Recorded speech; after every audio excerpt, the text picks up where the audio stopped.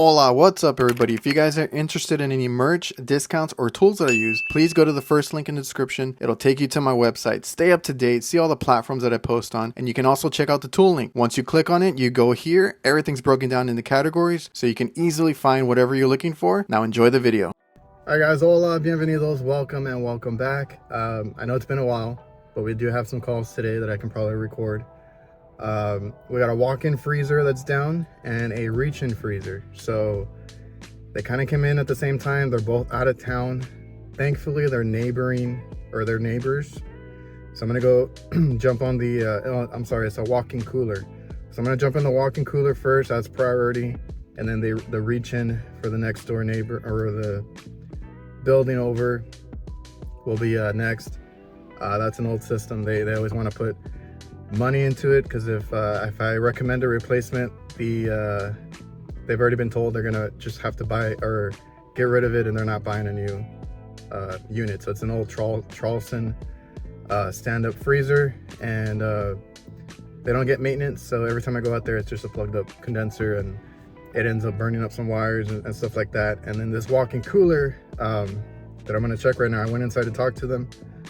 They said it was at 49 or so, and then she was saying that she has pictures, but I was like, oh, just tell me what happened. And it's at 39 now, so we're gonna check it out.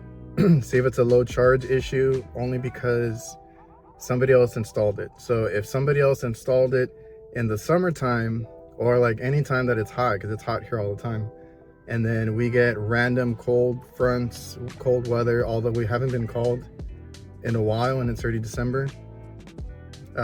So somebody else installed it. I don't know if it has a full charge, if it's low on charge. If it has a leak, we'll check that. And I need to see if it has a defrost timer, you know, things like that. So somebody else put it in. I don't think I've worked on it. If I have, maybe it was just for like a motor, because I think they only gave them a new condenser. So we'll check it out, we'll see what's going on, and stay tuned. Alright, so before I could record, we had this thing turn on and off, and it just turned off again. So we'll have to see what it is. My main concern was to come up and check the charge, actually. You know, them saying that it was at 49 and then it got to 39 all of a sudden. The thermostat's set to about 30. Doesn't feel like 30 in there, so it shouldn't be shutting off. Let's open these up. Okay, there's no timer. The thermostat's mechanical, so we're not calling right now. There is a pressure switch, so let's check our pressures.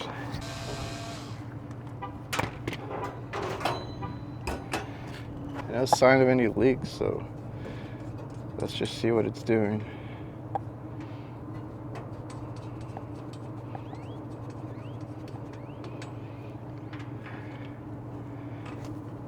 It could either be a charge issue, because it is getting cold out now, even though,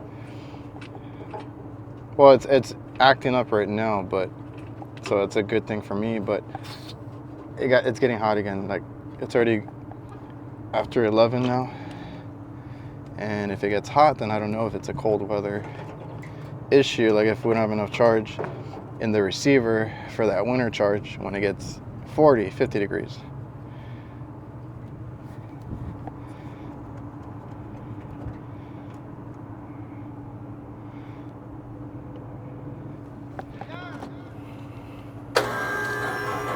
There it goes. So we are at 13 psi. So I don't think it's calling. So let us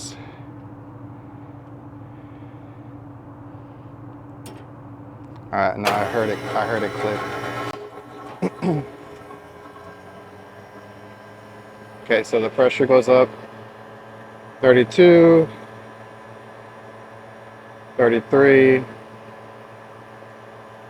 So running pressure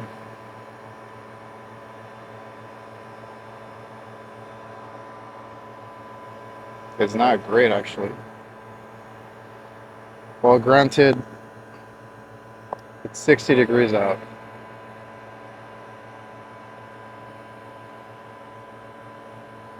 So one thing we're gonna have to change out is the thermostat, probably, because if we had pressure, or if we were running low pressure, then I'd look into the charge. I'm still gonna look into the charge just because of the high side though.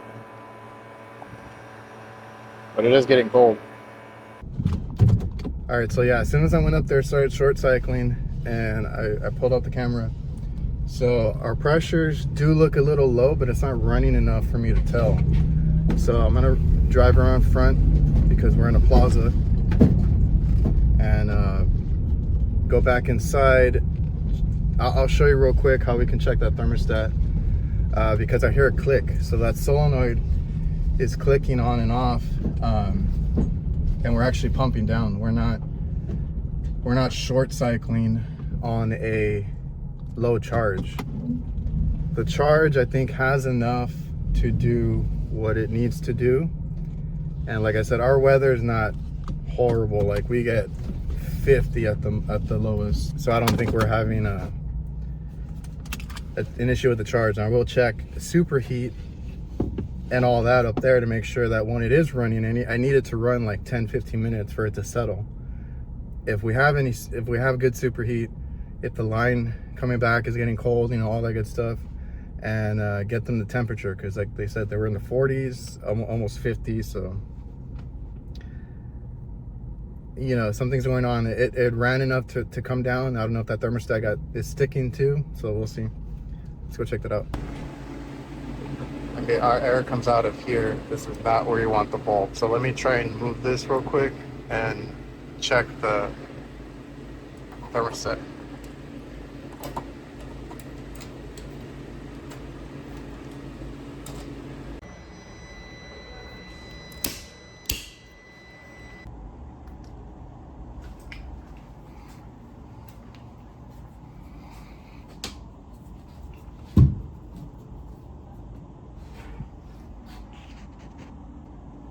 All right, just so you guys know, this is your return, this is your supply on this kind of a evaporator.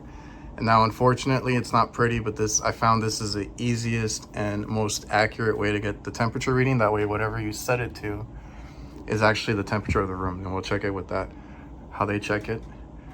But yeah, just zip tie it to the return like you would on any other evaporator. On you know, those low profile, the ones that go in the back, you're doing it in the coil because that's where it sucks up the air. But on this one, it sucks up the air through the fans and it blows it out the side over here, both sides.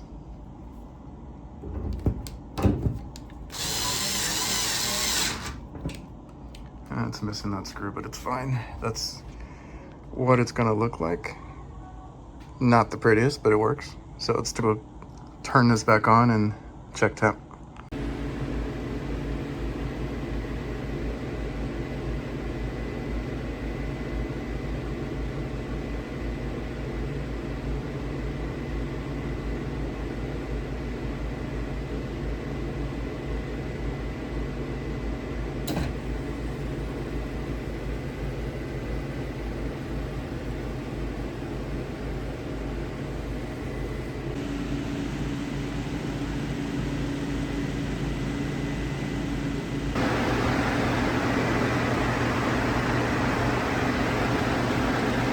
All right, cool. So it's satisfied. They're seeing about 37 on their thermometer inside, and then the one outside, I think those are just very slow compared to the ones that I have. I'm getting 33, 34. So if it satisfies there, I think I'm gonna call it a day, but I'm just gonna make sure it's not short cycling. If it stays off for a while and then it turns back on when it gets up to like 40, then we're good. And I don't have to deal with anything. We are gonna double check, make sure nothing's leaking though. And then once it does turn it back on, like I said, we're gonna check the pressure and see how the line is doing as far as like our superheat coming back. And that'll be it. We're not gonna throw parts into it if it's working fine.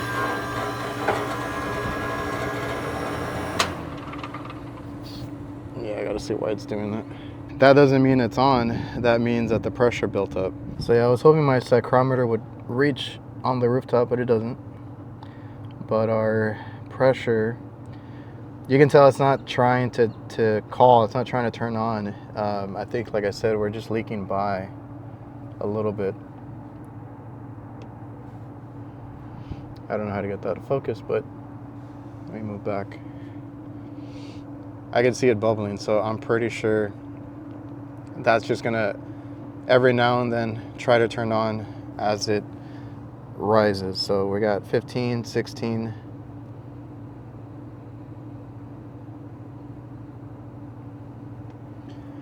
It could be the compressor too, but like I said, this is new. So what I think they did is they gave them a new condenser, and they didn't replace the bottom because we've done it too. If it's clean, if it looks new, if it's working great, you know, customer decides they want to keep it, it happens. So the only thing is, like, the parts might not be working that well. So if, like I said, if that solenoid is leaking by ever so slightly, that's going to slowly build up. But it wasn't like before. Before it was short cycling and trying to run. This solenoid, you could hear it click even up here. Like, you could hear it click through the line right there. Right now I'm not hearing any clicks. It's just as it builds up, you're gonna see, and I'll check the pressure switch right now and see what it's set at. We could possibly bring it down a little bit. I think it's shutting off close to 13, so let's see what it does. Let's see where it turns on. It might turn on in the 20s or the 30s. All right, that is not set right either. At least for our area. They have it set to turn on at 20 and cut off about 13, 12, 13. I feel like that's way too close. So let's take a look at that on the side here. And I probably, oh, I have this, okay. I like to have it turn on in the 30s and turn off around 10, maybe a little bit under, to give it a differential, because it's short cycled. Like I said, nothing's coming on, nothing's clicking, so it's not trying to run. It's just that as it's building up, as it's bypassing a little bit, that range is way too close for me, for my comfort. So for it to turn on around 20 and cut out at 13, that's too close. So let's try and fix that. Okay, so yeah, I don't know if you guys can see that, but they have it way under 30 as a cut-in, and the differential is like close to 10. So like there's no differential. And then like I said, the cutout for here, we're a very warm climate. We're not gonna need it at like 20. This thing should easily build up 30 to 35 PSI. So you just take off that cover, right? You got a middle screw there. You take off this little, it's like a little lock deal, and then you start adjusting. So let's do our cut in. And let's just, shit.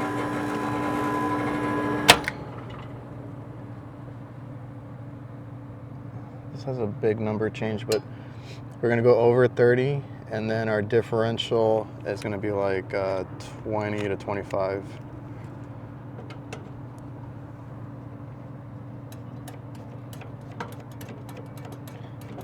Right about there. It's hard to tell on these mechanical ones, so let us wait again. It's just a waiting game, especially with refrigeration stuff. You set stuff, you can't set it and forget it. You got to set it, test it, cycle it, and make sure you don't get a call back. So I'm just going to double check where it turns on. Before making those changes, it would have already been turning on, like I said, as it approaches 20, but I wanted to hopefully stay off. Maybe it won't even reach 35 or whatever it's reading, we'll see. And it can stay off and not cycle. So we'll wait for that. Get yourself a door jamb with some magnets and never get locked out. Okay, so it did end up calling as I was doing that. That's when it turned on. That's because the solenoid opened up, the thermostat's calling, it turned on. So I'm gonna let it run for a bit. I did run down there. My psychrometer is in there, but it doesn't reach where I'm at. I'm not even on a tall roof today, but I hate that they don't reach through the ceiling and all that. But we're gonna let it run, It was at about 39 by the time I got there. It took me a couple minutes to get there. So 39, if it turned on at 39, 40, perfect. And then if it runs down to like 33, 34, I think there it says 36. Great. I think we nailed it in. We dialed it in. The only thing left is to make sure that this thing is not going to short cycle as much. And then I'm going to recommend either a new evap. Tell them, hey, I don't really care to push them on anything. If it ends up working, it works. It was just a lack of knowing where to put the sensor. And the pressure control could have been set like that from the factory. I like to check them and test them when we install condensers like this. Because like I said, we're a very warm climate. And if something like this happens where it's bypassing or leaking by a little bit, your pressure control cannot be that low. So warm climate, it's never going to be even in the 30s here. Like it's usually 40 at the coldest. So it doesn't warrant like a low pressure issue here. We have a huge receiver, so we'll see if we have and it's satisfied. We'll see if we have, like I said, a low charge issue, but I mean, it works. All right, guys, so as you can see, it's off, it's satisfied, and it's raising quite a bit. Don't like to see that, but that's why, like I said, you have to test them, cycle them. It's a waiting game on refrigeration. Got to make sure that is in range. I mean, if not, if it's really out of whack, then we change it out. But most of the time, if you have mechanical stuff like this, you can just adjust it. They're probably not going to want us to do anything else right now, because if it's reaching temp, if it's working like this, and it just short cycles every now and then, they're not going to care. You know, as long as it's working. I didn't have to do anything. I didn't have to sell them a thermostat. I didn't have to sell them, you know, a pressure control. All of this is just adjustments that should have been made prior to this, but you know, it is what it is. We got capacitors in here. You know, they're going to need maintenance and different things, so we can check the whole system. But that's not what they want me here for, like for today. And then I have other calls to get to. I got to get to that freezer. I'm out of town, so we're just going to keep it moving. I think we're good. Now, the reason I think it's coming from the solenoid, because like I said, it could be the compressor. I've changed out compressors that are weak, but those are usually older systems. Like I said, this is a couple years old at most. Because on a freezer, the defrost is very imperative that it stays off. It doesn't short cycle. But like when they're really bad on short cycling, like where it like immediately goes up even after adjusting the pressure switch, if it immediately goes up and keeps tripping the pressure switch, that's a huge leak by. Something like this is not very concerning. They're probably not going to care about it. It's reaching temp, it's working fine. They're going to be like, we're good. But I have replaced compressors that the valves internally are weak. They're leaking by at that point. Those are usually more noticeable, more short cycling, more aggressive. And then, you know, I changed out compressors just to get by on that. And then we've never had those issues again. We've never had issues with defrost, stuff like that. This is a cooler. Like I said, we can probably get by. It actually stopped bubbling. We can get by with doing the repair that we did today, just adjusting stuff, making sure it doesn't short cycle as much, make sure it's in the range that it should be, and it'll keep temp. Like I said, they probably won't care. I'll write up stuff, recommend a full check and all that. All right, I was gonna check this valve over here. There's a bunch of green dye in there, so that's not good. Oh, we got a leak.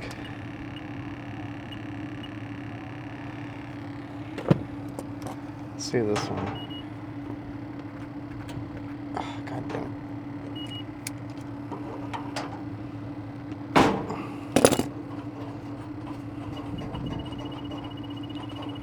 it. Oh, Lord. Look at all that green.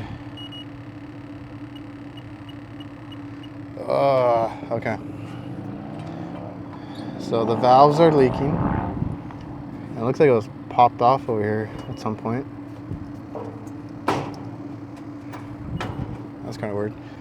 All right, guys, so it's working. Yeah. I found myself some extra thermostat wire thrown under here.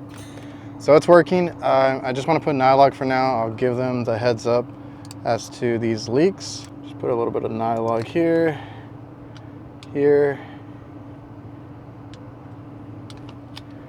Seal it up a little bit.